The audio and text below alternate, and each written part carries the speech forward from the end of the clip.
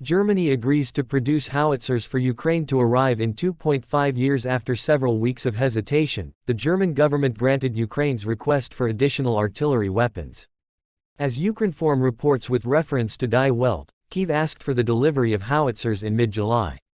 In particular, 18 RCH-155 weapon systems worth €216 million, which Ukraine wants to order from the Krauss-Maffei-Wegmann KMW defense company, were requested. As ambassador of Ukraine to Germany Andriy Melnik said on Friday, the German government had agreed to export and finance the weapons. This will be a significant contribution to the strengthening of the Ukrainian army. I hope that the German government will continue to consistently move along this path, Melnik said. In particular, Ukraine expects that Berlin will also provide further commitments, as part of KMW's offer to supply 100 self-propelled howitzers, the ambassador added. Only last week, Federal Chancellor Olaf Scholz justified his negative position on the supply of tanks to Ukraine with the division of labor between Germany and the United States regarding military support for Ukraine. Germany could focus on air defense and artillery, the Chancellor noted. The request for RCH-155 howitzers was repeatedly discussed in the German government, but no decision was made until the last moment.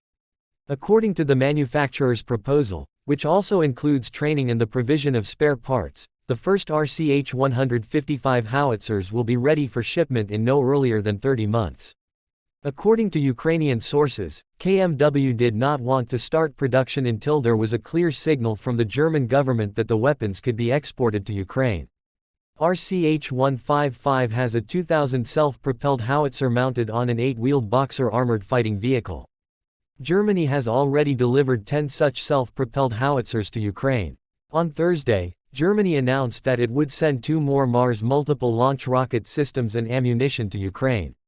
The government of Germany regularly states that Germany can no longer supply Ukraine with weapons from its army reserves as they are needed for the defense of NATO territory.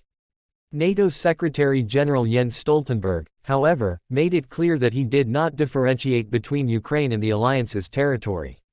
He called on the member states to replenish their reserves in order to provide Kyiv with the necessary weapons.